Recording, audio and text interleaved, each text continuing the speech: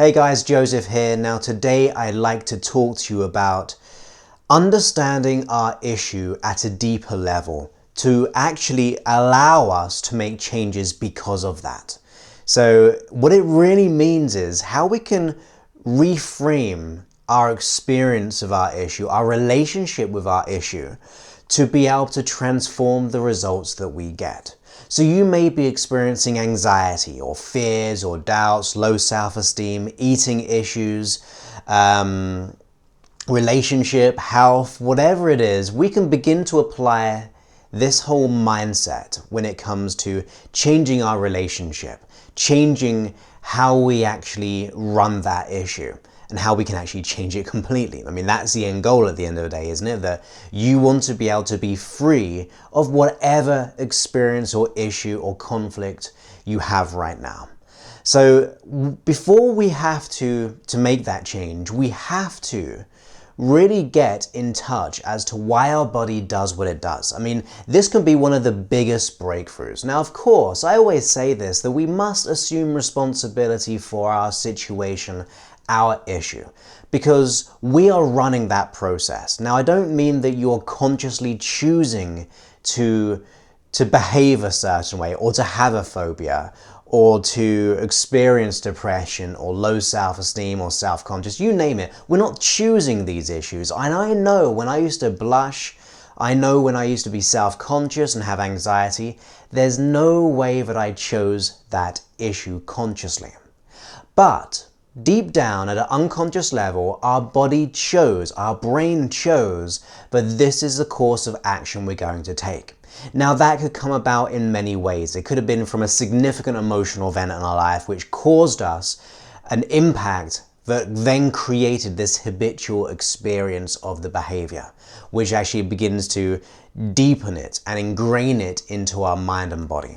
So we can absolutely experience this at a deep unconscious level, to the point actually that if you could consciously change, you would change. But if you cannot consciously change, it must mean that our unconscious mind is running the issue. Now, as I said, the first step is that we must assume responsibility. For whatever reason, at an unconscious level, we chose or responded in this way. We created a limiting decision inside ourselves or took on that limiting behavior, whatever it is. No one gets inside our brain and does it to us. Yes, we can be in some horrific events and that's a terrible thing, but it's how we actually reacted to that. Usually we're under stress. So when we're under stress in certain situations of our past, of course, the natural response is to react in a certain way. Unfortunately, when that gets ingrained, that's where the issues begin to actually exist in our mind. It's not like a one reaction and then we stop and we don't need the issue. Our brain begins to learn that that's a habitual response. And let me paint a picture in your mind for you. If, for example, you let's put it into a person. So someone was in the car one day and for whatever reason, they got into an accident. And in that moment, of course, they experienced stress. Now, as they experience stress, the brain thought, oh, I don't like driving, or I don't like motorways, or whatever it is. And under that amount of stress, your body made a decision, that association that driving is not a very safe thing. Now, in reality, it is very safe. But when our brain makes that limiting decision or that neuroassociation to a certain thing, and you can change this for eating, you can change this for health or relationships, our brain starts to run that pattern on our behalf. And the key thing here is that it's doing it for a positive intention, okay?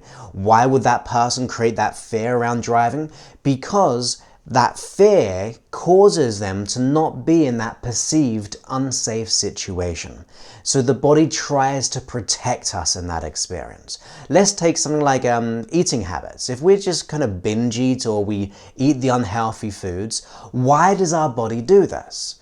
Maybe because it's doing it for the intention of comfort eating or to relieve stress or to make us feel good.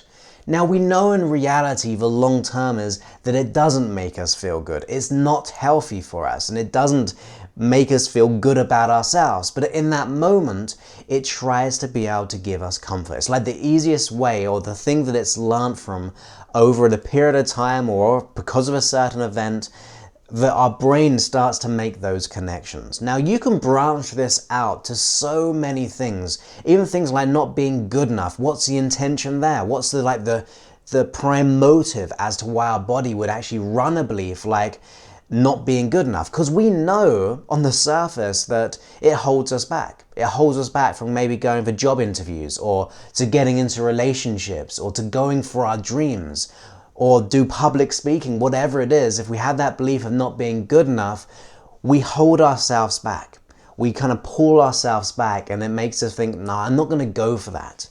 And the reason behind that is that our body is once again trying to protect us. It doesn't want to put us in that situation in case of fear of failure, fear of looking silly, fear of success. They're protection mechanisms. Now, of course, everyone experiences these differently, and the intention can always be different too. But my mindset is, what I want you to truly understand is that if we're able to get a hold of this issue and get a handle over it and to make the change, we must become aware of the intention behind why it does what it does. Not the surface thing, not the terrible behavior, not the experience or what it causes us to feel because of it, but the energy, the intention, the motive behind why it does what it does. You see, when we do that, we change our relationship to the issue. Now, at first, we're usually thinking, well, I don't like panic attacks, for example. And we start to really get fearful over them. We begin to hate them. We begin to even hate ourselves sometimes as to why we are like we are. That actually deepens a conflict. However, if you start to understand the motive, the positive intention or purpose behind the issue, we are then changing our relationship from hate to actually understanding, and even better, loving that our body is trying to do at least a good thing. It might not be a good behavior, but it's trying to do a good thing. So if you know, through life, do you learn when you're being hated upon? When you're being kind of put down? Or do you learn when you're understood and you're appreciated and you're listened to? When you can express and when you can actually feel comforted that someone is saying, I understand why you're doing what you're doing. Now, I know the best way to learn is that second option of being understood for why you do what you do, rather being hated upon. So it's the same thing with the conflict that we may be experiencing. If you have anxiety, we do not want to hate anxiety. We want to be able to be at peace with it. We want to be able to understand the nature of it. If you have depression or limiting beliefs and not being good enough, you don't want to be hating it, but instead you want to be connecting with it, understanding its intention, and then encouraging it to be able to keep the safety, keep the positive intention, if it was food, to get comfort elsewhere or to deal with stress in a different way. So therefore, it doesn't have to do that behavior. You see, that is the real key to making big changes in our life. It's about understanding why we do what we do at a deep unconscious level. For when we do, we can then start to re-educate that part of us, our unconscious mind, our brain, our body. This, creating separation, actually causes unity. It actually causes you to be aligned with where you want to be. And when you do that, you start to make consistent changes. You ask yourself, well, how can I be better? How can I learn from this? How can I make changes in my life? How can I actually learn what I need to learn at an unconscious level, which will allow me to grow and be safer in the future? This way of thinking will cause our unconscious mind to come up with alternative ways of being in this world. It will cause us to really consider new ways of being. And at the end of the day, that's what we want. We want to be able to change our results. We want to change how we experience whatever we're going through. And the best way to do that is by educating our unconscious mind, becoming one with it. And that's really the first key. And then we have to really, having reconnected, direct it to where we want it to go. we need to be able to suggest to it new ways. Because if you're thinking, I don't like you, I don't like you, I don't like you, you're going to create more dislike. You're going to create more separation.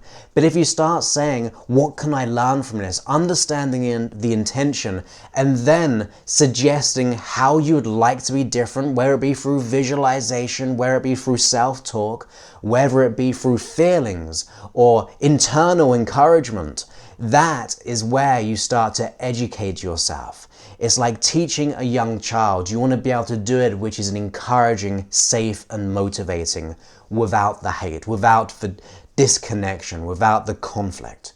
That is a great way of changing. And I think if you do that, you will notice considerable changes in your life.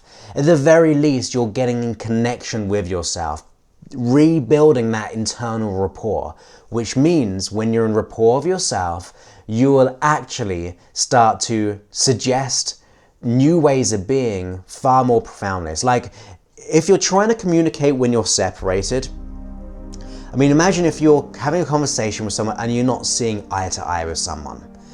How well is that communication? It's not going to be that great. However, if you understand each other and become aware and understand the nature of as to why it's trying to do what it's doing, and then offering as a oneness, then you're going to make changes. You're going to communicate with that person. You're coming from the same place. That's what I want you to do, is reconnect with yourself and therefore start to suggest new ways of being. That means we get the wholeness, we get the rapport with ourselves. And at the end of the day, we have issues because we are out of rapport with our body. I don't want you to be out of rapport with your body. I want you to get reconnected, recharged, and really coming back into the place where you've always have beneath the surface, which is always there, which to me is love, which is happiness, which is contentment, which is fulfillment, which is all these wonderful things. That's our core state of being. We just got to peel back those behaviors, understand the intention, and reconnect to that. That to me is where the magic really happens. Oh, and by the way, very soon I'm running a new program, and it's a mini series of videos which is all about how to overcome anxiety. And if that is of interest to you, it's I think it's around an hour and 40 minutes of pure video coaching tips, actually guiding you through video, doing processes to work on your anxiety, low self-esteem, worries, doubts, fears, whatever it is. These 4 videos I've created, totaling about an hour and 40 minutes, is going to be absolutely perfect for you. Now, in order to be able to do that, you have to be a part of my database, my newsletter. That just means, rather just pushing it out to everyone, I want to be able to choose, or not choose, but I want people to actually actively seek this out and go, look, I want this, Joseph. So if there's something that you want, I will be putting it out onto my newsletter in the next week or 2. And when you receive the email, you will then just actually apply for it, and then you'll be, as soon as I release the first video, which will be absolutely, I think, directly after you actually saying, yes, this is something that I want, you will get delivered the very first video. And that's going to be the most important video to get the foundations, to be free of anxieties, worries, and doubts. So if that is of interest of you, go to josephclough.info. Not .com, but josephclough.info. That means when you sign up, if you're not on my newsletter anyway, if you are on my newsletter, you don't have to do anything. But if you aren't on my newsletter, go to josephclough.info, and then when it's time, in the next week or 2, I'll be sending an email out saying, look, now is the time to be able to watch the first free video. So it's all free, 1 hour, 40 minutes. If that's something of interest to you, feel free to go ahead and do that at www.josephclough.info. Other than that, have a most wonderful day, and I look forward to speaking to you on a very new episode very soon. Many thanks and goodbye.